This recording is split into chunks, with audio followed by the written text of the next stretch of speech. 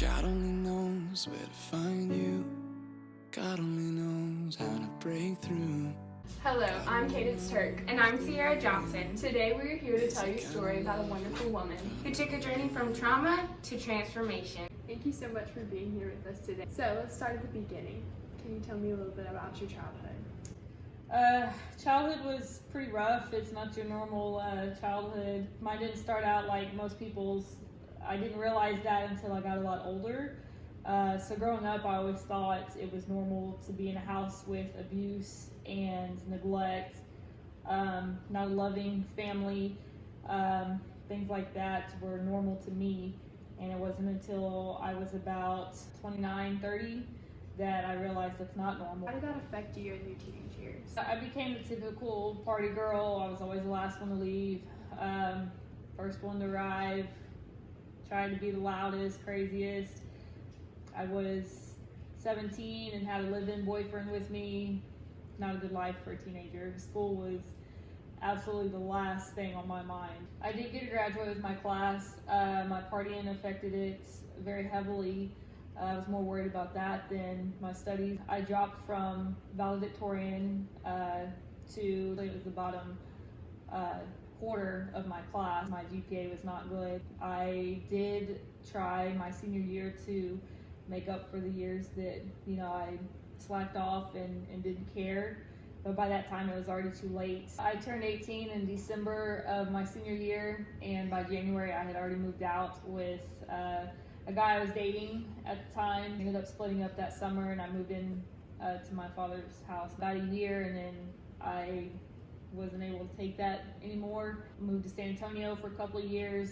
Thought moving to big cities is gonna make all your dreams happen and make big time money and stuff like that, and it only kind of pushed me a little bit further into my dysfunction. The lowest spot for me was having an affair with a married man and probably being at a bar with him doing cocaine off the back of a toilet. Addicted to cocaine for a long time, but I was very addicted to it for the short time that I was. It was nothing for me to go through what is considered an 8-ball in one night of partying. You can just kind of tell who does those kind of things and who doesn't, and I never realized that until I was one of those people, and I would be at a bar and they would come up to me and be like, hey, you got something. I've never even met these people in my life, but they just knew that I was on it too. I had already kind of was wearing away from it, but what completely made me stop was my house had got broken into. I remember like it was yesterday, my dad calling me and telling me.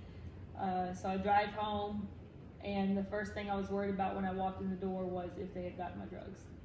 And not so much like, how am I gonna get more, but like, oh crap, somebody found out my secret. So I know that sexual abuse and sex trafficking immensely affected you. Can you tell me more about that? I suffered for a long time from PTSD. I was the party girl, and I didn't know how to break away from that lifestyle until I walked through the program and the love of Jesus and was able to literally breathe him in and just see the life that he had for me away from the hurt and the pain. It's the Colors of Hope program, and I was introduced to the founder, Jody Webb. She kind of pinpointed me out. It's kind of the same thing like I said earlier, and it's somebody has a similar thing you just kind of know, and she saw me coming a mile away. I mean, I had dust blazing behind me. So the Kingsgate Ranch organization is the organization that puts on the Color of Hope program that restored you. What is your role now in the Kingsgate Ranch? So now I get to kind of give back and get in the arena with children that were abused and had the same home life that I did growing up, but I get to put a stop on it and try to derail them going down the same path that I did. So can you elaborate more for me on what the Color of Hope did for you and what it did as a program? Cliche as it sounds, I mean, the Colors of Hope program literally saved my life. I don't really like to think about where I'd be without it today. Probably still running through the guys, back on drugs, back in the bars, smoking, wasting my money on stuff, not having any kind of savings, not having anything to show for. But the Colors of Hope program is an amazing program that rescues and restores sexually abused and trafficked victims. It's a lot more to it than just that, but that's kind of our main focal point. It's very Christ-centered. That's probably the biggest blessing, was bringing me to know Christ the way I do. So what does the journey look like through the program? It's got Christ in it. We use horses to help bring the restoration and healing from trauma, abuse, different things like that. There's journaling involved. What was your next step in life? The next step was finally getting my life back on track. I completely surrendered over to God. I wasn't dating anybody at all. I made a covenant to God. I literally took a step and told Jesus that from here on till he brought me my earthly husband, that he was going to be my husband.